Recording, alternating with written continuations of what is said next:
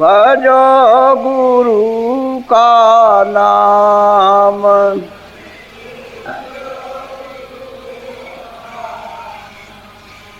दया मेरे से नरतन पायो।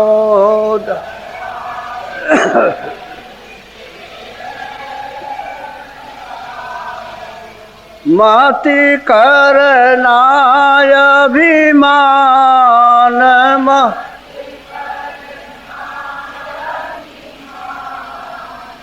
मन तू भजो गुरु का नाम।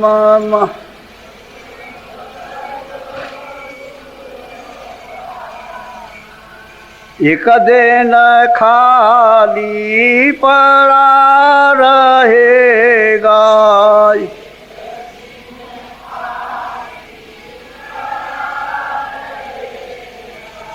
जाई बसे शमशान।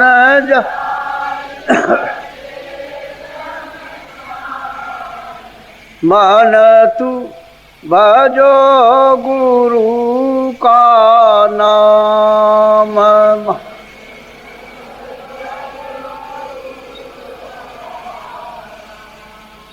जो धन तुझको दिया गुरु ने, जो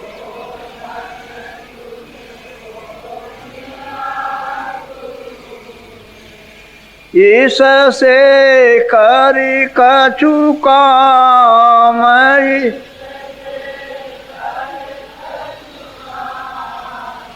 मन तू भजो गुरु का नाम।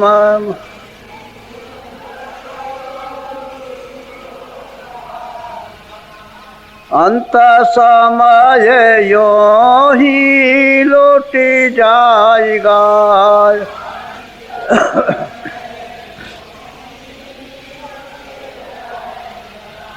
संग न जाई नाम।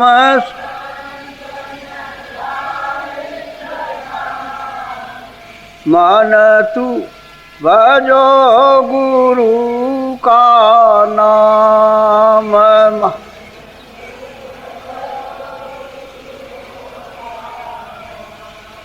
यह संसार रहने का सपना।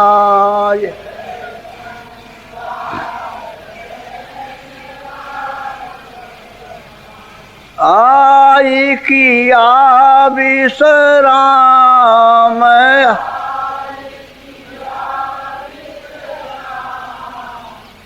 मन तू भजो गुरु का नाम।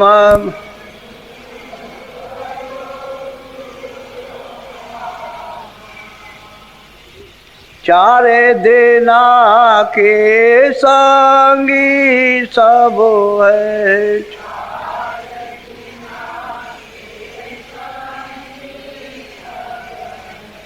अंत न आवे काम।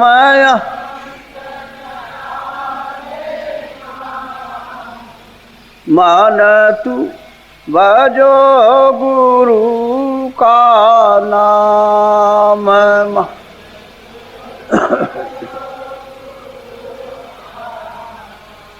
ताते चेत करो सत्संगते।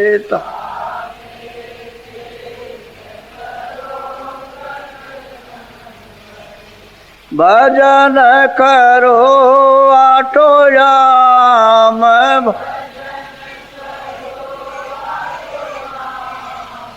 मन तू भजो गुरु का नाम।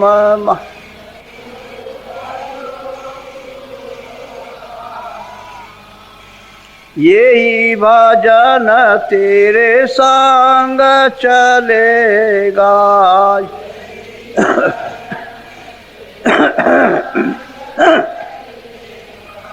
पावेगा या राम।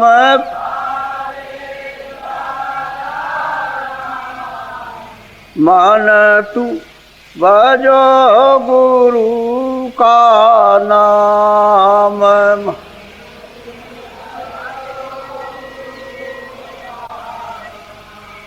दया मेरे सते गुरु से लेकर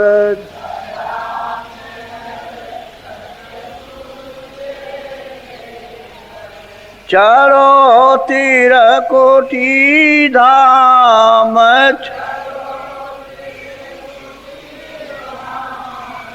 मन तू भजो गुरु का नाम।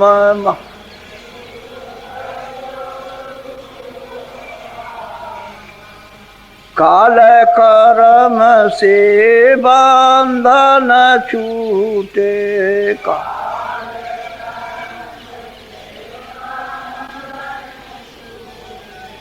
मिले पुरुष सतनाम।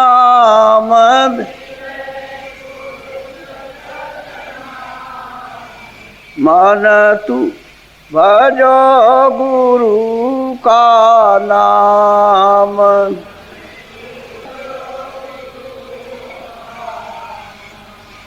दाने दाने गुरुदेव कृपा सेंद पूरन धनी।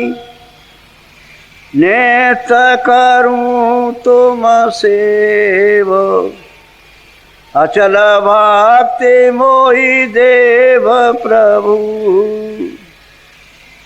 दीन अधीन नाथ हाथ गहा तुम आने कर। अब राखो नित साथ दीन दयाल कृपा निधे। जय गुरुदेव। प्रेमियों, ये जगत का जो खेल तमाशा है, ये सब मन ने रच रखा है। मन 3 लोक का मालिक था और अब वो ये इसमें फंस करके अब रो रहा है। ये खेल कूद सब इसी का है। इंद्रियों के दरवाजों पर बैठ करके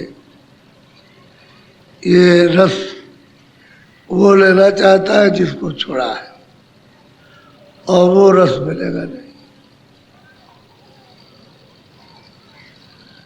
इसीलिए इसकी भागदौड़ कि शायद हो सकता है कि मिल जाए, लेकिन महापुरुष कहते हैं कि यहाँ है ही नहीं, चाहे जितना दौड़ो। अब दूसरा दौड़ने के लिए और कोई इसके पास रास्ता नहीं, तो इंद्रियों से दौड़ेगा। इंद्रियों के घोड़ों पर सवार हो गया और बस दौड़ लगा रहा। अब ये सूरज समझाते समझाते कि भाई मान ले, थोड़ा साथ दे दे, थोड़ा साथ दे दे, थोड़ा साथ दे दे, बहुत दुखी होती है। मन को कहती है भाई साथ दे दे। हमको बताया गया कि भाई मन को साथ ले ले, तो साथ थोड़ा दे दे, लेकिन अब वो क्या करे? जब कमज़ोर कोई हो जाता है तो फिर साथ नहीं देता। इंद्रियां भी कमज़ोर हो गई और मन भी कमज़ोर हो गया और बुद्धि भी कमज़ोर और शरीर भी कमज़ोर। अब कुछ नहीं, अब सूरत अकेली इसमें फंस गई, तो बगैर इसकी मदद के इस जड़ से नहीं निकल सकती है। क्या किया जाए? अब सत्संग ही इसको जो कुछ करेगा करेगा, बाकी कोई उपाय रह नहीं। राजा बन के दौड़े, अमीर बन के दौड़े, विद्वान बन के दौड़े, गरीब बन के दौड़े, लेकिन भाग दौड़ कुछ नहीं, किसी को कुछ नहीं। वो गिर गए, वो गिर गए, तो वो गिर गए, सब छोड़ छाड़ के चले गए, कुछ नहीं मिला। और ये कहते गए कि भाई हमको राज में सोचा था कुछ मिल जाएगा, लेकिन कुछ नहीं मिला। गरीबों का धन इकट्ठा कर लिया, सोचा था कि इससे कुछ मिल जाएगा, उससे मिलने वाला क्योंकि इसमें कुछ है नहीं। हम कभी कभी इनको समझाते हैं कोई भी अच्छी चीज खाओ, लेकिन अगर आपका लाशा मुख में नहीं बनता है तो उसका कोई स्वाद नहीं है, सब चीजें फीकी रहेगी। और लाशा बन जाएगा तो बस कोई स्वाद आ जाएगा, कितना भी खाए। जीभ सूख जाए, कभी कभी किसी का लाशा सूख जाता है तो वो कहता भी है कि हम खाए न खाए कुछ पता नहीं चलता। गिलास जैसे ही जरा सा लाशा आया कि आपको स्वाद लगा। इसी तरह से इनमें मतलब है कुछ नहीं है, वही लाशा है, ठंडक है, उसी से तुम समझ लेते हो कि थोड़ा सा रस आ गया, रस है नहीं आता। अब वो तो घाट पर सब रखा, घाट बंद हो गया, जहाँ से गिर रहा था यानी रस, वो मतलब है बंद हो गया माना। जब द्वार बंद हो गया तो गिरना बंद हो गया। अब वो अंतर के अंतर ही ठंडक रहती है, उसी ठंडक से ये मालूम होता है कि थोड़ा सा आनंद आ गया, लेकिन ये अस्थायी आनंद नहीं है, आगे फिर ले लेंगे आनंद, और इसमें भटका खा रहा। तो अब क्या किया जाए? सूरत ने मन से कहा भाई मदद, बड़े ध्यान से सुनिया। मन रे माने बचन एक मेरा, मन रे माने बचन एक मेरा। सबके घटों में मन उत्पात करना, सब लोग कहते हैं कि नहीं लगता। अब वो सूरत कहती है कि मन तुम मेरी बात को जरा सा सुन लो और एक ही बात मान लो और कुछ मत मानो। एक बार, एक दफे तुम मेरा कहना मान लो। तो कहता है नहीं मैं नहीं मानूंगा, मैं नहीं मानूंगा। अब क्या किया जाए, बोलो। तीन लोक का नाथ कहावे, तीन देव तेरा चेहरा। बहुत प्यार से उसको समझाती है भाई तुम तीन लोक के मालिक थे, यहाँ भी तुम्हारा हुक्म था, स्वर्ग वैकुंठ में भी और ईश्वर के लोक में भी तुम्हारा हुक्म था, और सब देवता तुम्हारे अधीन थे, ब्रह्मा विष्णु महादेव ये भी तुम्हारे सब थे। तुम मेरा एक ही वचन मानो, एक बार एक वचन मनाना चाहती, बोलो। ऋषि मुनि सब पर हुक्म चलावे, जति सती सब गेरा। और ऋषियों मुनियों जो तपस्वी थे उन पर भी तुम्हारा हुक्म चलता था, त्यागी थे उन पर भी चलता था, और राजा थे उन पर भी तुम्हारा हुक्म था, रैयत थे उस पर भी हुक्म था, तुम सबसे बड़े मालिक थे। अब वो दशा बता रहे मन की कि भाई तुम तो पहले ये थे, तो हमारी एक बात तो मान लो कम से कम। वो याद दिला रही है कि देखो तुम ये थे, तुम ये थे, तुम सब देवताओं पर तुम्हारा हुक्म था, रैयत पर तुम्हारा हुक्म था, सब पर था, और कोई तुम्हारे हुक्म को टाल नहीं सकता था। जो तुमने सोच लिया वही सब करते। बोलो। तेरे बस सुर नर और जोगी, कोई तेरा हुक्म न फेरा। सब देवता सब जोगी ऋषि मुनि सब कहते तेरे हुक्म में जो हुक्म हो गया उसको कोई नहीं टाल सकता। ये तुम्हारी महिमा थी, और तुम सुखी थे, दुखी नहीं थे, सुख था तुम्हारा। बोलो। जिस चाहे तिस जगत फसाए, और चाहे तिस करे निवेश। भाई तुम्हारा ऐसा हुक्म था कि जिसको चाहो, सुर नर मुन जोगी जति सन्यासी राजा रैयत कोई भी कहते हैं कि तेरे हुक्म, जिसे चाहो मार दो और जिसको चाहो बता दो। सूरत मन की तारीफ महिमा उसकी बता रही है, याद दिला रही है। वो जब समझाएगी सब कि भाई तुम ये थे, तुम ये थे, तुम ये थे, तब इसको कुछ होश आएगा। बोलो। हाँ। ऐसी महिमा सुनी तुम्हारी, ताते तुम पे करुणे हो। और सूरत प्रार्थना करती है कि मैंने सत्संग में जाकर तुम्हारी इतनी बड़ी महिमा और तारीफ सुनी, और सुन सुन करके अब मैं इस पर आया हूँ कि तुमसे प्रार्थना करूं, हाथ जोड़ूं, प्रार्थना करूं कि मेरी एक बात को मान लो। एक ही बात बनाना चाहती, और क्या कहती है कि मैं दासी तुम्हारी जन्म जन्म की, हर जन्म में दासी रही, और तुम मेरे स्वामी रहे, और मैं जब सेवा करता हूँ तो तुम मेरी एक बात तो मान ही सकते हो। मन को हर तरह से समझा रही है, भाई किसी तरह से ये मदद साथ दे दे, क्योंकि ये तो इसका दोस्त तो रहा नहीं, अब तो इस समय पर दुश्मन हो गया। जैसे घर में पति पत्नी रहे, माँ बाप बच्चे रहे, और कोई बात हो जाए तो मिल ही नहीं बैठता, और वही रोज रोज बात होती है, रोज बेरोज।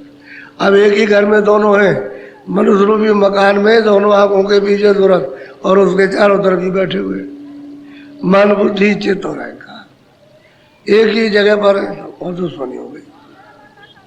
सूरत तो वैसे ही रह गई, और मन इंद्रियों के दरवाजों में भागा दौड़ी बस यही करता।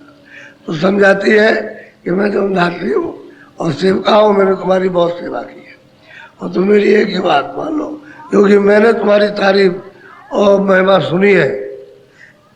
हे सूरत, मन को तू साथ ले ले तो घर पहुंच जाएगी, और मन भी घर पहुंच जाएगा अपने, वो भी अपने घर में चली जाएगी। तो उसके मनौती यानी उसकी तारीफ धीरे धीरे करके और उसको मनाना चाहती है। बोलो। इस तन नगरी तुच्छ देश में, क्यों कैदी होई पड़े। कहते हैं कि भाई मृत्युलोक में, तन नगरी, इस मनुष्य शरीर में या पशु शरीर में या पंछी शरीर में, और ये तुच्छ देश है, इसमें कैदी होकर के पड़े। तुम भी कैदी हो और मैं भी कैदी हूँ, और यहाँ मिलता कुछ नहीं है। हमने सुना यहाँ कुछ है नहीं है, तुम भी कैदी हो गए, हम भी कैदी हो गए, और इसको छोड़ करके जहाँ जहाँ जाएंगे वहाँ भी कैद खाने में जाएंगे, इससे तो निकल नहीं सकते। तो अब की बार ये दांव पड़ा मनुष्य शरीर का, तो अब की बार एक बार हमारी बात को मान लो। सूरत कहती है एक बार, स्वामी, हे स्वामी, तुम मेरी बात को एक बात मान लो। ये तन नगरी है, इसमें अभी तक न तुम्हें सुख मिला ना भूख मिला, इसमें आनंद है ही नहीं। बोलो। सत्य गुरु मोह से का वचन एक, मन को संग ले चलो सबे। सतगुरु ने मुझे बताया कि सूरत अगर घर जाना चाहती है तो मन को साथ ले ले, और साथ लेकर के चल तो अपने घर में पहुंच जा, और मन तेरा साथ नहीं देगा जो बाकी है तो मुश्किल हो जाएगा। तो सतगुरु ने याद दिलाई, मैंने उनके वचनों को पकड़ा, इससे तुझसे निहोरा कर रहा हूँ, प्रार्थना कर रहा हूँ, हाथ जोड़ रहा हूँ कि मेरी एक बार मेरी बात को मान ले। बोलो। ताते तुम पे करूं बीनती, चलो चढ़ो गगन क्यों करो अबे। कहते इसलिए मैं तुमसे विनती करता हूँ कि तुम देर क्यों करते हो, कि मनुष्य शरीर है, अभी तो है, मान लो कल पूरा हो जाए तो यहाँ से निकाल दिए जाएंगे, तो पता नहीं किस शरीर में बंद किए जाएंगे, तो अब देर क्यों करते हो, चलो गगन में चले, और वहाँ चल के, और तुम्हारा वहाँ स्थान है, रहने का मुकाम है, वहाँ तुम्हारा भंडार है, उसमें रहो तुम वहाँ, और मैं भी अपने घर चली जाऊँगी, तो चलो गगन में बसेरा करो, चलो वही तुम्हारा निवास स्थान है। मैंने सतगुरु से सुना कि वहाँ तुम रहते हो, और वहाँ से जब पहुंच जाओगे अपने स्थान पर तो 3 लोगों पर आपका हुक्म चलेगा। नहीं तो अभी तुम भी मार खा रहे हो, हम भी खा रहे हैं, तुमको भी पीड़ा हमको भी पीड़ा है, तुम भी चिल्लाते हम भी चिल्लाते। और न तुम्हारा कोई इलाज उपाय और न मेरा कोई इलाज, ना हम निकल सकते ना तुम निकल सकते हो। तंगरगरी तो सुदेश में ईद में आए, थोड़े दिन के लिए किराए के मकान में रोते ही रह गए। बोलो। इंद्री द्वार विषय अब त्यागो, करो अभी सुलझे। फिर वो सूरत याद दिलाती है, गुरु ने कहा, सतगुरु ने कहा कि इंद्रियों के दरवाजों पर जो क्षणिक वृत्तियों का स्वाद है उसको थोड़ा सा त्याग दो तो तुम अभी सुलझ जाओगे। तुम्हारा अभी तन नगरी तुझ देश से छुटकारा होगा और तुम इस स्वादों में पड़े रहोगे तो वे जकड़े रहोगे और सूरत तू और बल यहाँ से निकाल नहीं सकते। तो मैंने गुरु से सुना तो मैं तुमसे निवारा प्रार्थना करता हूँ, मेरी एक बात को अब की बार इसी मनुष्य शरीर में मान लो। आगे के लिए नहीं, आगे का तो कोई भरोसा है नहीं कि कौन से शरीर में बंद किया जाएगा, वो तो मालूम है, लेकिन अब की बार इसी शरीर में मेरी बात को मान। बोलो। तुम सासंगी और न कोई, मैं तुम्हारी और तुम। और सूरत याद दिलाती है कि तुम्हारे जैसा मेरा मित्र मेरा दोस्त और कोई भी नहीं। क्यों? कि मैं तुम्हारी हूँ तुम मेरे हो, मेरा तुम्हारा साथ नहीं छूट सकता। तुम मेरे साथ रहोगे मैं तुम्हारे साथ रहूंगा। तो ऐसा क्यों करते हो कि मैं भी रोती रहूं और तुम भी रोते रहो, तुम भी पीड़ा तकलीफ में रहो मैं भी पीड़ा में रहूं, तुम्हारा भी छुटकारा ना हो सके और हमारे भी ना हो। तो आपकी तो मेरा ये प्रार्थना नहीं हो रहा है, मेरी अर्जी है कि तुम मेरी बात को मान लो। बोलो। मुझे दासी का कहना मानो, गगन मंडल चढ़े बांधो डेरा। दासी का तुम कहना मान लो, जरा सा मेरा साथ दे दो तो हम तुम दोनों घाट पर बैठ करके और गुरु की दया ले लें और बस चढ़ चले गगन में आकाश, वहाँ चढ़ चले। घाट पर बैठ जाओगे तो गुरु की दया बन जाएगी। और घाट पर नहीं बैठते हो, हम तो वहाँ बैठे हुए लेकिन हम कुछ कर नहीं सकते, तुम्हारी बगैर मदद के हम कुछ नहीं कर सकते। तुम इंद्रियों के घाट को छोड़ दो और इस घाट पर आ जाओ मेरे घाट पर और मेरा साथ दे दो तो हम लोग दोनों गगन में आकाश में चढ़ चलेंगे।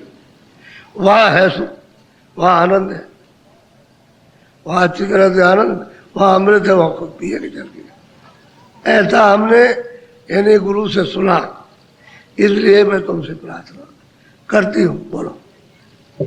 जैसे थे तैसे फिरी हुई हो, क्यों दुख सुख यहाँ सब। अब कहते हैं भाई जैसे तुम 3 लोग के मालिक थे वैसे हो जाओगे, क्यों यहाँ पड़े हो तन नगरी में तुझ देश में, और दुख और सुख 24 घंटे लगा हुआ है। इसमें ठहरे हो, चलो आराम से वहाँ रहना हो,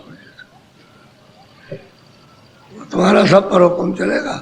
और अभी तो सबका तुम्हारे ऊपर हुक्म है और तुम उसमें पीछे जा रहे हो, सब याद दिलाया उसने विधि विधान के साथ। बोलो।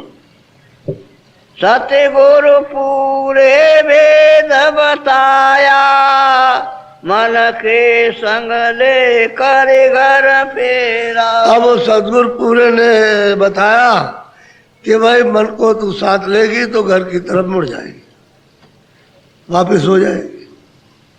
अभी तो घर से इधर आए तो तुम्हारा भी घर छूट गया, मेरा भी छूट गया।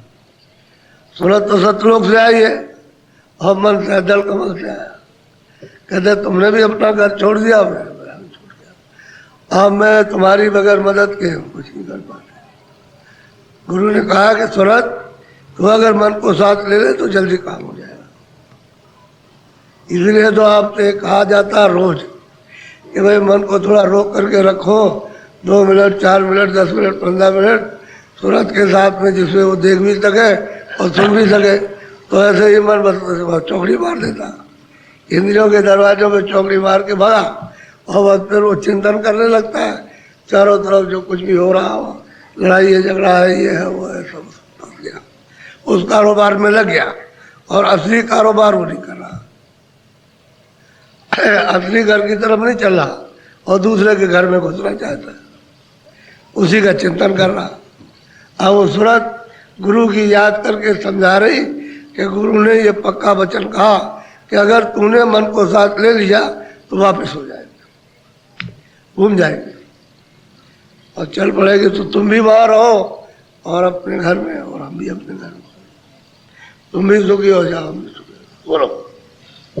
मैं हूँ सूरत पड़ी बस तेरे, बिना तुम मदद शब्द नहीं। अब वो कहते हैं कि देखो मैं सूरत हूँ, मैं वहां से आई हूँ, दोनों आंखों के पीछे बैठी हूँ और मैं तुम्हारी बगैर मदद, यानी बगैर सहायता के तुम्हारी मैं कुछ नहीं कर सकता, क्योंकि मैं तुम्हारे बस हो गई, तुम्हारे बसीबूत हो गई और तुम उसको समझौती सूरत दे रही है। बोलो। जो ये कहन मानो मेरी, तो 84 करें बसे। कहते हैं मन में तो तुम्हारी दासी हूँ, तुम्हारे बसीबूत हो गई, तुम अगर मेरा कहना ये जो नहीं मानते हो तो चलो हम भी तुम दोनों 84 में पड़ेंगे, चारों खानों में जाएंगे। अब वहाँ पर कितने जुगों तक वहाँ भोगते रहो, तुम रोते रहो, हमें कोई सुनाई, कोई बात सुनवाई नहीं करेगा, तुमको हमको काटे पीटेगा और रोते रहेंगे, फिर जन्म होगा, फिर काटे पीटेंगे, फिर जन्म होगा, फिर काटे, यही होता रहेगा। फिर 84 का फेरा करो और ज्यादा हो गया तो जाओ नरकों। बोलो। अब तुम दया करो मेरे ऊपर, सुने बेनती को जो दुन। अब वो सूरत कहती है कि तुम मेरे ऊपर दया करो, क्योंकि ये सूरत बैठी है, इसके चारों तरफ मन बुद्धि चित्त बैठे हुए, कहते हैं तुम मेरे ऊपर दया करो और थोड़ा सा साथ दे दो तो नजदीक में धुन है। गुरु ने कहा कि बिल्कुल पास ही हो रही है, दूर नहीं हो रही, तो जल्दी से उसको खोज लेंगे, उसको सुन लेंगे, उसको ढूंढ लेंगे। तुम जरा मदद तो दो तो घाट पर हम उसको सुन लें, तुम मदद नहीं देते हो तो हम कैसे अकेले सुने। बहुत समझा रहे। गुरु ने कहा ये धुन नेरे हो रही है, दरवाजे ही पर हो रही है, इसकी मदद ले ले और बस खोज ले धुन को, यानी पकड़ ले उसको और पकड़ के तुम दोनों चढ़ चलो। गुरु ने कहा इसलिए मैं तुमसे विनती करता हूँ कि तुम मुझे मेरी मदद कर दो, दरवाजे पर जरा बैठ जाओ और फिर मैं धुन को खोज लूंगा, क्योंकि उसके पास कान है, उसके पास कान नहीं है। तो धुन तो सूरत खोजेगी, लेकिन ये मदद दे देगा तब, और नहीं मदद देगा तो। बोलो। हम तुम दोनों चढ़े अधर में, जाकर बसे पारस में। कहते हैं कि हम तुम दोनों गगन में चढ़ेंगे, आधार में, जिधर सबका आधार है उधर चढ़ेंगे। तुम वहां सुमेर पर्वत पर अपने भंडार में अपना राज करने लगना, तुम अपना राज करना, फिर तुम तो राजा हो जाओगे, तीनों लोगों पर आपका हुक्म चलेगा, कोई तुम्हारे हुक्म को आपको आनंद मिलेगा, दुख से छुटकारा पा जाओगे। बोलो। तुम वारे नाराज कमाना, हम पहुँचे जा सतगुरु ने। और मन को समझा रहे कि तुम वहां पहुंच जाओ सुमेर पर्वत पर, तो अपना राज करना अखंड है, और हम आगे सतगुरु देश में चले जाएंगे, जहाँ सतगुरु है वहां पहुंच जाएंगे, यानी सतलोक में पहुंच जाएंगे जहाँ सतगुरु है। अब बखेड़ से छूट जाए तो निकल जाए, ये वहां चली जाए, वहां रहेगा, सूरत आगे चली जाएंगे। लेकिन ये बताया कि धुनी से जाएंगे, जो नजदीक में धुन हो रही है दरवाजे पर, बस तुम मदद करो तो खोज लेंगे, हम पकड़ लेंगे, लेकिन तुम्हारी मदद यहाँ मिलना चाहिए। क्यों? पर्दा तुमने इकट्ठा किया है, तो जब तुम मदद दोगे तो मैं पर्दा साफ कर लूंगा। गुरु ने बताया कि पर्दा साफ हो जाएगा, इसकी मदद दरवाजे पे ले ले, यही रोक ले, इसको भागे नहीं तो तेरी आँख काम कर जाएगी, कान, और इतने तेज लतार है आँख और कानों की, कितनी भी गंदगी होगी सबको काटेगी, पता चल जाए उसको। कैसे सुनने का काम करना और कैसे देखने का। ऐसे भी अगर वो खड़ी हो जाती है इसी तरह तो काटने लगती है। ऐसे ना हो, ऐसे ही कान सीधे ऐसे सुनने के लिए हो जाए तो मैल को काटने लगती। इतना कानों में तेज धार है, आंख में। कहते हैं धुन नजदीक हो रही है, गुरु ने बताया, लेकिन तू जरा सा इससे कहो कि मदद ले ले, मदद कर दो, साथ दे दो, तो खोज लेंगे धुन को, पकड़ के चढ़ जाएंगे। और धुन में है रस, आनंद है उसमें। तो जब सुनने को मिले तो बहुत आनंद आता है कि हम इसी को बैठ के सुनते रहे। बोलो।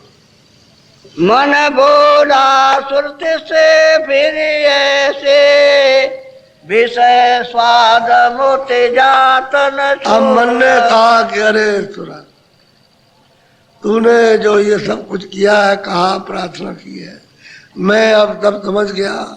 अब वो कहता है कि मैं क्या करूं, मैं इंद्रियों के बस हो गया। अब इनके में जब बस हो गया तो इंद्रियां मुझको नहीं छोड़ती है, वो मुझे छोड़ती नहीं है। मैं तेरा साथ कैसे दूं, मैं इनके वशीभूत हो गया। बोलो। कैसी करूं वचन कस मानू, मैं इंद्री बस हुआ न तो कहते हैं कि साथिन, यानी तू बिल्कुल सही कहती है, लेकिन मैं वचन कैसे मानूं? मैं तो इंद्रियों के इतना बस में हो गया हूं कि मैं तो अंधा हो गया। मानूं कैसे? मैं तो कमजोर हो गया। मेरे पास तो अब कुछ रह नहीं गया, मन कह रहा। अब उसकी वो बात समझा रही। अब वो कहता है कि मैं कमजोर हो गया, अब कैसे मुझे बल मिलेगा? बोलो। बल पौरख में सब ही हारा, अब इन से मेरा चले। अब मन कहता है कि मैंने बहुत कोशिश की कि इंद्रियों से हट जाऊं, लेकिन मेरा बल पौरख, मेरी शक्ति सब खत्म हो गई और मैं इनको छोड़ नहीं सकता हूं। तो मैं क्या करूंगा? मेरे पास तो कोई बल है नहीं है। मन कहता है कि मेरे पास में कुछ रह नहीं गया, मैं कैसे उल्टूं, और ये मुझे खींच लेती। कुछ नहीं, बल पर कुछ नहीं रहा। बोलो।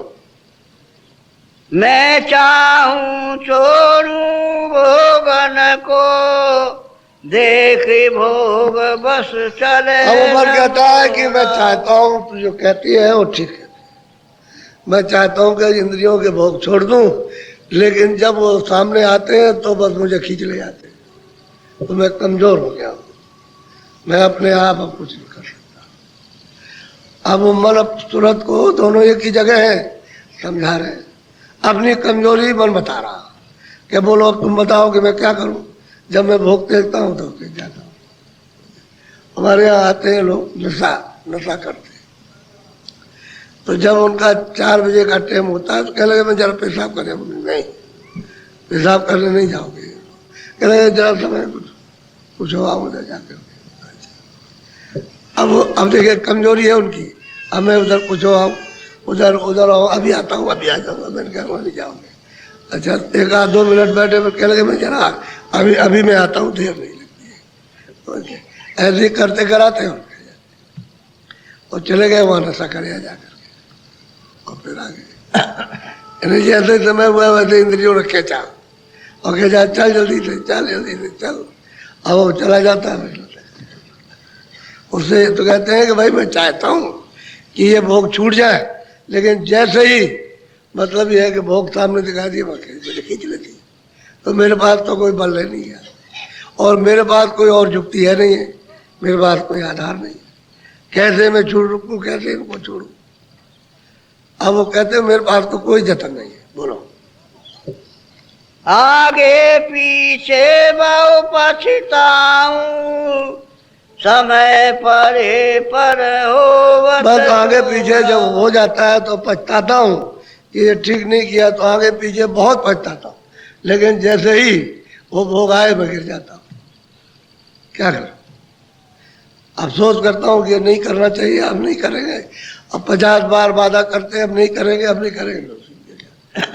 इंद्रियों के भोग खींच ले जाते। क्योंकि वो इतने रफ्तीले हो गए, इंद्रियां इतनी कमजोर हो गई, जीर्ण हो गई है इंद्रियां, और मन भी उन पर बैठते बैठते बैठते बैठते वो भी कमजोर हो गया, उसमें भी कोई शक्ति नहीं रह गई। अब सूरत अकेली बेचारी क्या कर सकती, उसकी शक्ति को तो क्षीण कर दिया, अब वो कुछ नहीं कर सकती। अब ये अगर साथ दे दे तो सूरत की शक्ति से मिट जाए, ये साथ देता नहीं, वो वही लगा दिया खींच करके इंद्रियों में, और इंद्रियों में तो लग गई उधर, अब वो नहीं बचता। कमजोरी तो इसी बात की आई कि सूरत को अगर समेटने का थोड़ा मौका मिल जाए तब तो इनको समेट ले, अब वो तो शक्ति उसकी क्षीण हो गई और फैल गई उसकी, वो अपने आप नहीं कर सकती। मन साथ देगा तो समटेगी, तब शरीर से अन्य शरीर को जहाँ जहाँ फैला रखा है तब सिमटा होगा, ऐसे नहीं हो सकता। अपनी कमजोरी को जाहिर कर रहा, और अब सूरत ने हाथ जोड़ा कि मैं क्या करूं, मेरे बस में कुछ नहीं। बोलो। कैसे चढ़ूं गगन को प्यारी, मैं चंचल जो दौड़त को। अब वो कहते हैं तुम हमारी हो और मैं तुम्हारा हूं, लेकिन मैं करूं क्या? मैं इतना चंचल हूं कि मतलब यह कि जैसे घोड़े भागते रहते हैं, ये इतना चंचल हूं, विषय बातों में मैं उड़ता रहता हूँ, विषयों में उड़ता रहता हूँ, तो मैं तुम्हारा साथ कैसे दे सकता हूँ? जब मेरे पास बल पौरुष हो तो साथ, अब मेरे पास तो कुछ नहीं, मेरा मन ही नहीं रुकता, क्या करें, उड़ता रहता है बराबर। ये सही बात है। सत्संगियों को अब पता चला कि जब वो भजन और ध्यान पर जब बैठते हैं तो उड़ जाता, वहां गया जाता है, भागता है, फिर आता है, फिर भाग गया, फिर आया, फिर भाग, ये धीरे धीरे धीरे धीरे फिर आदत उसकी बदलती है। तो वही होता है कि आदत पड़ जाए तो फिर बार बार वही पहुंचेगा। आदत डालने की बात है, उधर से इधर आदत डाली तो धीरे धीरे आदत पड़ गई तो उधर भी जाएगा, इधर भी जाएगा, उधर भी, फिर इधर लग जाएगा, जहाँ रस मिलेगा वही लग जाएगा। आदत डालना चाहिए। अब वो अपनी सब कमजोरी बता रहा कि देख ले भाई मैं क्या कर सकता हूँ, तूने प्रार्थना तो की तो मेरी है, मैं मानता हूँ कि तो मेरा साथ है, लेकिन अब क्या करूँ, मैं तो चंचल हो गया हूँ, और इसमें मिलता तो कुछ नहीं, तो मैं भी समझ जाऊँ इसमें कुछ मिला नहीं अभी तक, अगर मिल जाता तो मैं स्थिर हो जाता, चुपचाप हो जाता। बोलो। बातें तो से कहूँ जतन में, चारे सत्य गुरु पे करो। अब मन कहता है कि सूरत अब ये तो मैंने सब तुझे बता दिया, एक उपाय मैं भी तुझको बताता हूँ कि चल तू सतगुरु के पास मुझको ले चल, और वहाँ चल के फिर मैं अपनी कमजोरी उनको खोलूंगा, उनको खोल के उनको बताऊंगा, प्रार्थना करूंगा, वो हमारी कमजोरी दूर कर सकते, और कोई हो। इसलिए तू जल्दी देर मत कर, मुझे सतगुरु के पास ले चल, वो मुझे रोकेंगे, और कोई नहीं रोक सकता, वो मेरे ऊपर दया करेंगे। अब उपाय बताया, इतने दिन के बाद में तब उपाय बताया, चल सतगुरु के पास मुझे ले चल। मन कहता है सूरत से, ये तो दोनों आंखों के पीछे बैठी है और वहां ही बैठा, और वही कह रहा है कि चल ले चल। बोलो। शरण पड़े अब मिल कर हम तुम, करे सत्संग हो कुछ। अब वो क्या कहते हैं, चल वही शरण पड़ेंगे, वही गुरु के हो जाएंगे, और फिर वही बैठ करके वही अच्छी तरह से उनके वचनों को सुनेंगे, उनसे तुझको भी ताकत मिलेगी,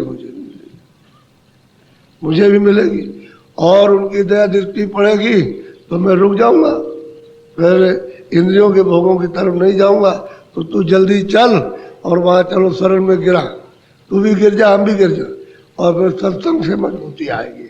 दूसरा उसमें रास्ता है नहीं। मन उपाय बता रहा है। बोलो। दया करे सतगुरु जब अपनी, पर पर राखे मोह। और वो जब दया कर देंगे वो अपनी, तो हमको पल पल रोकेंगे, विषयों की तरफ से, इंद्रियों की तरफ से पल पल हमको रोकेंगे, उनकी कृपा हो जाएगी। उसने भी उपाय बता दिया, इसने पूरी प्रार्थना की, उसने अपनी कमजोरी इजहार कर दी, बता दी कि मैं इतना कमजोर हो गया हूँ, मैं कुछ नहीं कर सकता हूँ, और वही कहता है इस कमजोरी को चल सतगुरु के पास शरण पड़ जाए, दोनों तन को भी दे दे, मन को भी दे दे, तू भी हो जा उनकी और मैं भी हो जाऊं, और फिर सत्संग सुनेंगे और उनके वचनों से फिर मजबूती, फिर उनके वचन के साथ दया मिलेगी, तो फिर मैं भाग दौड़ बंद कर दूंगा, फिर तेरा साथ दे दूंगा। अब एक ही उपाय बताया सतगुरु के पास, बोलो। मैं अपने बल चढ़ूं न कबही, जब लग मिले न गुरु बंदी। अब ये बात प्रत्येक मन ने कहा, मैं अपनी ताकत से, अपनी युक्ति से बल से तो मैं कभी चढ़ नहीं सकता हूँ। जब तक वो गुरु नहीं मिलेंगे बंद से छुड़ाने वाले, तब तक मैं उधर चढ़ ही नहीं सकता, तेरे साथ ही नहीं जा सकता। तो इसलिए वो चलो जो बंद से छुड़ाने के लिए आए, उनके पास चले, वो सत्संग सुना के अपनी दया मेहर करेंगे और हमको रोकेंगे और घाट पर, तो मैं तेरा साथ दे दूंगा। उनकी कृपा और दया से हम तुम दोनों फिर चढ़ चलेंगे। उपाय बता दिया सीधा सीधा, नहीं तो मन बहुत बागी है। दुनिया को जरा देर में तहस नहस करने इतना बागी है। सबके घरों में बैठा, मान लो राजा है, हुक्म कर देगा चलो लड़ाई करो, सबको मार देगा, मर जाएगा। प्रजा को मार देगा, क्या देर लगती है, वो तो मन है। तो सबके अंदर दुश्मन बैठा हुआ, जैसे तमाम चीजें बनी बनाई रखी हुई है सारे विश्व में, कि अगर सब गोले छोड़ दिए जाए तो दुनिया खत्म हो जाए। लेकिन यह है कि तुमने तो उसका इलाज इतने विकास का जो किया है, वो तो सिर्फ मतलब इंसानों के मारने के लिए, इनकी आबादी के लिए कुछ नहीं किया। यह आबाद रहे, उसको मारने के लिए तो सब लोगों ने पूरा पूरा किया कि इनको मार दो, इनको मार दो, इनको मार दो, लेकिन इनकी रक्षा के लिए कुछ नहीं। लेकिन वो जो है सबका जो धनी है, ऊपर बैठा हुआ, तुम कुछ भी करो, कुछ भी, वो सब कुछ कर सकता है, तुम कुछ नहीं कर सकते। तो मन है सबके घाट पर बैठा हुआ, और जब का घाट सबका भर जाता है तो पाप प्रकट हो जाता है, प्रकट हो जाता है पाप, तब ये तहस नहस हो जाता है। तो बैठा हुआ, लोग घूमता तुम फेंको, उनका तुम फेंको, उनका तुम फेंको, लो बंद हो गया। बैठा इतना दुश्मन है ये, इतना बागी है, इन्हें घाट घाट और भी पीछे पछताता है कि ये हमने ये क्या किया, पीछे पछताएगा। लेकिन उस वक्त चंग है, अरे इंद्रियों की चंग है उसकी, उस पर सवार हो गया, बस हो गया। ये तो जब पता चला अपने घर वाले मित्र से कि भाई मतलब ये है कि तुम मतलब इस तरह से मुसीबत में हो, हम भी मुसीबत में, और तुम ये थे, उसने होश दिलाया। जब मन वहां से चला था तो मतलब ये है कि उसका हुक्म था सब पर, और जब यहाँ नीचे आ गया तो उसके अंदर उसका हुक्म चलने लगा। तो तुम तो वहां रहते थे, राज करते थे, यहाँ कहाँ गए, तब नगरी में मार खा रहे कब से, तुम भी फंसे हुए, हम भी फंसे हुए। अब ऐसे ही जुक्ति, तो उसको बहुत मनाया, तब जा करके फिर वो माना कि चल अच्छा सतगुरु दया करेंगे, उन्हीं की कृपा हो जाएगी तो हो जाएगा, तुमको भी मिल जाएगा, मुझे भी बल मिल जाएगा, दोनों ने छूट जाएंगे। अब ले गया उनके पास और खूब अच्छी तरह से सेवा करते हैं और सत्संग में रहते हैं, सत्संग सुनते हैं और दया महल चले गए। यही होता है। वो जो कल हमने बताया था आपको कि जब हमको मौका मिल जाएगा, बहुत पैसा था, बड़ी जागीर थी, बड़े हुक्म, वो हुक्म चलते थे, नौकर चाकर थे, किसी चीज की कमी थी, तब तो बहुत कुछ चाहिए।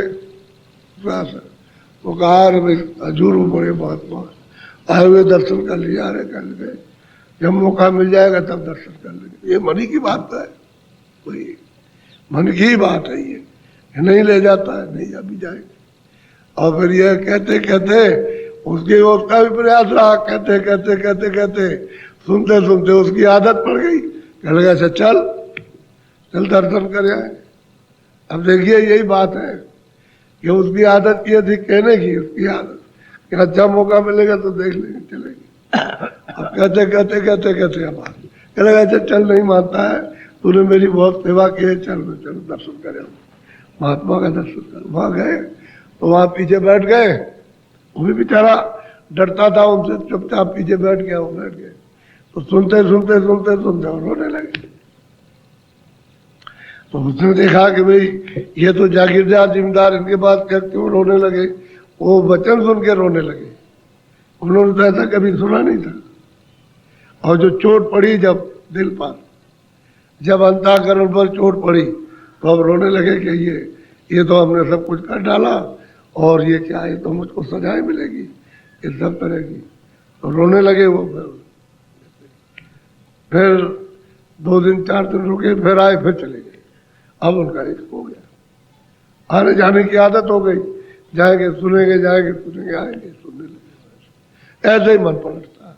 कहते चल जल्दी सतगुरु पर, उनके वचन सुनेंगे, वो मोड़ेंगे, वो मोड़ेंगे, वचन सुनेंगे, वचन सुनाएंगे, और फिर उसके साथ दया करेंगे तो मुड़ जाएंगे हम। उनकी मदद ले लेंगे, दया ले लेंगे, तब चढ़ चलेंगे गगन। ऐसे नहीं चढ़ सकते, बगैर सतगुरु की मदद के हम नहीं चढ़ सकते। तो हमारे पास तो कोई बल, तू तो कहती है मेरे पास कुछ नहीं है, तो मैं भी चिल्ला रहा हूँ कि मेरे पास कुछ नहीं है। तो वो तो दोनों को देंगे, तुझको भी बल देंगे, मुझको भी देंगे, और उनकी कृपा से हम तुम दोनों चढ़ चलेंगे गगन। शब्द को खोज लेंगे। फिर अभी तो हम भी नहीं खोज सकते, क्योंकि मतलब ये है कि हम इतने चंचल हैं कि हर वक्त भागते रहते हैं। तो अकेले क्या करेंगे बैठ कर? हम भी बैठेंगे, तू भी बैठेगी, ध्यान लेंगे। अब सब जुक्ति बता दी उसने। अब वो 2 मंत्र मालूम हो गया, बोलो। सुन कर बहुत अधिक हर खानी, चले जल्दी अब बंधन सूरत तोड़ा। कहलो यार भाई, जब तूने ये सलाह दे दी है कि चल सतगुरु, चलो भी चलेंगे। और ले गए वहां जाकर के, सतगुरु के दर्शन हुए, वहां बैठ गए जाकर। अब वो वचन सुनने लगे, तो एक एक वचन जो सुने सब। अब वो पीछे चले, मदद मिलने लगी, बल मिलने लगा, इन्हें कृपा होने लगी। सतगुरु के वचन ही के साथ तो कृपा होती है, उसी के साथ तो वचन के साथ ही दया दृष्टि काम करती। अब वो सामने बैठ गए और बस वचन सुन रहे हैं, दया हो रही उन पर। अब दोनों लग गए, घाट पर बैठ गए। अब धुन को भी उन्होंने खोज लिया, धुन मिल गई, उसके साथ जुड़ गए, चढ़ने लगे, ऊपर को चढ़ाई होने लगी। तब उन्होंने कहा कि भाई ये कृपा तो इन्होंने की है, नहीं मेरे पास क्या था, मैं तो कमजोर था ही, मैं तो मेरे पास कोई उपाय नहीं था, कृपा। तब वो सराहना करता है महापुरुषों, ऐसे नहीं, इसलिए वो बल मिलता है। बोलो। सत्संग शरण गई अब दोनों, भर भर पीवत अमी कटोरा। जो शरण जब ले ली, दोनों गिर गए जा करके, और उनके वचन के अतिरिक्त दूसरा कोई काम ही नहीं करेंगे। और वही काम करेंगे जो आदेश मिलेगा, वचन सुने करेंगे। अब ये दोनों वचन पर बैठ गए, दोनों साथी बन गए। सूरज भी वन भी साथ दे गया, और घाट पर बैठे। तो जब धुन उनको मिल गई, तो चढ़ाई होने लगी। कहते खो अमृत को पियो, लोटा पियो। अब दौड़ धूप ये खत्म, अब जल्दी वापस। अब वो चढ़ गई चंद, जल्दी वापस। इधर क्या कुछ नहीं, असली चीज मिली उसको। बोलो। दोनों मिलकर चढ़े गगन को, शब्द शब्द रस हुए चटोरा। अब कहते हैं दोनों मिलकर के यानी गगन को चढ़ने लगे, शब्द पकड़ कर। तो शब्द यानी एक शब्द पकड़ा, दूसरा पकड़ा, इस तरह एक मुकाम पर पहुंचे, दूसरे मुकाम पर, ये अपने मुकाम पर रह गया और फिर आगे चल पड़ी, शब्द पकड़ लिया। उसी का रसिया ये भी है कि उसको कहीं ना कहीं शब्द मिल जाए। शब्द नहीं मिलता, इसलिए भागता फिरता, क्या करें। और शब्द ही को पकड़ के दोनों आए थे, मन भी आया था, सूरत भी आई थी। अब शब्द ही चाहते, लेकिन न जाने के कारण भरमते रहते। आप दोनों चढ़ने लगे। बोलो। दया करी सतगुरु जब उन पर, हीरा मोती लाल। दया हो गई, कृपा हो गई सतगुरु की। तो देख लो ऊपर पे पहुंच गए। ऊपर पहुंचे, ये अपनी जगह पर ठहर गया, तुरंत आगे बढ़ गई। वो अपने हीरे लाल मोती उछूंगेगी, ये अपने भंडार में पहुंच करके राज करेगा। अरे भाई जैसे यानी इनको सतपुरुष ने भेज दिया, ऐसे ही इस तत्व को ऊपर जो सैदल करण में निजन भगवान, उन्होंने एक तत्व को वहां का सूचन तो जिसके साथ लगा दिया।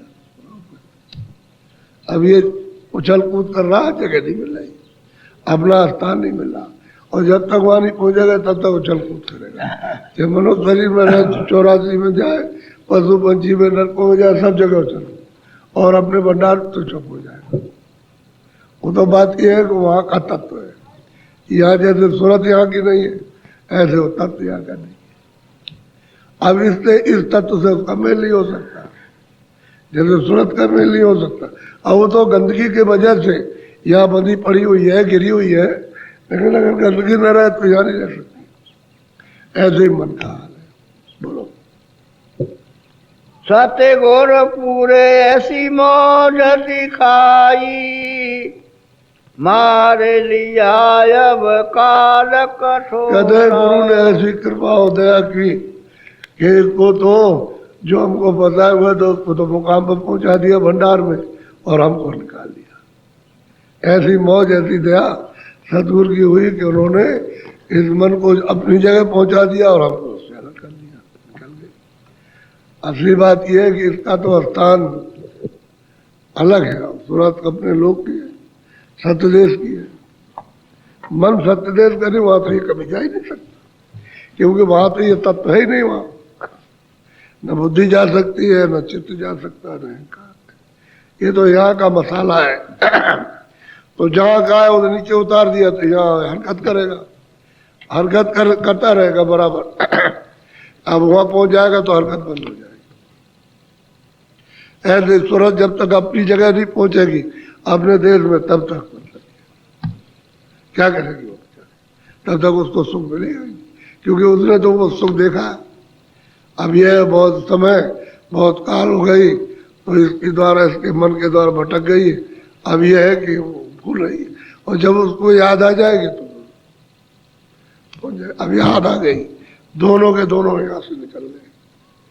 यही बात मन की सब में कमजोरी है।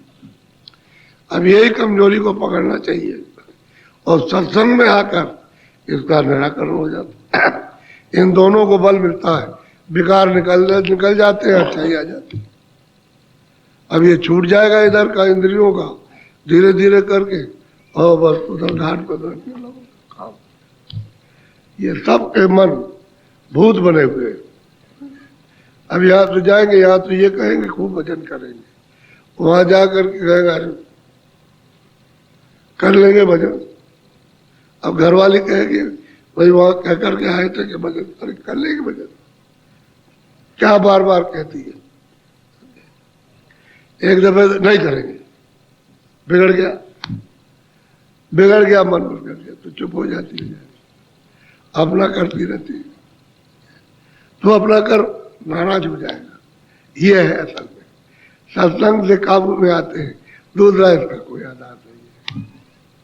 मन है ये बड़ा बिगड़ैल है, इसलिए इसको मनाना पड़ता है, चाहे वो अमीर का हो, चाहे गरीब का हो, चाहे पढ़े लिखे का हो, चाहे मन है बनेगा सब। अब किस तरह से अब महापुरुष कैसे कैसे इसको समझा बुझा करके ले आते।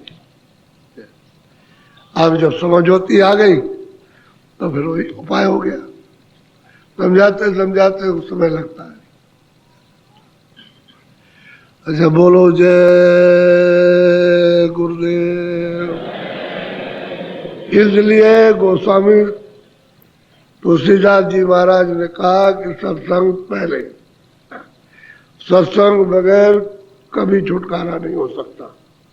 जब तक महापुरुषों का सत्संग मिलेगा जीव कभी नहीं छूट सकता। पढ़ने लिखने से कुछ नहीं होगा। पढ़ने लिखने के लिए तो सबके पास शास्त्र है, उससे तो किसी का छुटकारा नहीं। न वो स्वर्ग जा सकते, न वैकुंठ में पढ़े उनके पास है। ये तो महापुरुष जो पूरे होते हैं उनके पास ये धन मिलेगा, दूसरा और मिलेगा। और कलयुग में उन्हीं की महिमा और तो किसी के, और उन्हीं जीव को उन्हीं की खोज करनी चाहिए। मिलेंगे बहुत सी सुरतें ऊपर आती जाती हैं, लेकिन कहीं कहीं कुछ काम करते हैं, कुछ नहीं करते। बहुत से चुप रहते हैं, कुछ नहीं करते, और पूरे हो गए लेकिन कुछ नहीं करेंगे। और जिनको आदेश रहता हो करते, और वो जो गोपनीय संत होते हैं वो तो उनका करने का कोई बात ही नहीं है। वो तो कभी नहीं कोई पहचान सकेगा उनको, कोई नहीं जान सकता। इसलिए संत है, लेकिन खोज करना चाहिए जीवों को। और सत्संग की बड़ी जरूरत, सत्संग नहीं मिलेगा तो कुछ नहीं। जो कुछ भी आपको चेतना यहाँ वहाँ आई वो सत्संग ही से आई। सत्संग से इच्छा जगती है, और जब सत्संग नहीं मिलेगा तो कुछ नहीं। इंद्रियां तो आपकी घाट दुश्मन हो ही गई, मन भी उन पर बैठ करके वो भी दुश्मनी करता। अब ये चित्त है और बुद्धि है, ये कोई काम कर नहीं सकती। अहंकार चंडूल है, वो चंडूल है अहंकार, सबको नाश कर देगा। जब अहंकार घमंड आएगा तो इनको सबको नाश कर डालेगा, उसी को चंडूल कहते हैं। अब इसका सोधा जाए, जब सोध लिया जाए तो फिर इसमें मूर्छा आ जाती है। तो शील क्षमा संतोष विरह विवेक ये सखियां काम दे देती है। जब ये अस्थाई जम गई, ठहर गई, तो फिर इनको घुसने नहीं देती। हर वक्त शील क्षमा संतोष विरह विवेक हमेशा काम होगा, फिर ये चौकड़ी नहीं भर सकते। नहीं तो ये काम क्रोध लोभ मोह अंदर घुस गए, निकलते नहीं है। और ये सब पूरे मकान को वीरान कर दिया। अब ये मकान ही है, अच्छा सुंदर खासा मकान है, बढ़िया, ऐसा कौन मकान बनाएगा? उसने अपनी कारीगरियों से बनाया और चेतन जीवात्माओं को बैठा दिया है मकसूद। इनका दमन वही होता है जब सत्संग मिलेगा और भजन करेंगे तो सुधा अमृत भाई दो दल माई, ये पाल बाल कब निश्चर नहीं। अमृत की जब वर्षा होती है बस एकदम मूर्छा है, बेहोश हो जाते हैं। और वही जरूरत है मन दोनों मिल जाए और गगन की तरफ में शब्द धुन को छांट लें और चढ़ने लगे और रस पीने लगे अमृत, बस इनको मूर्छा आ जाए, एकदम मूर्छित हो जाते हैं, होश नहीं रहता है, फिर काबू में हो जाते हैं।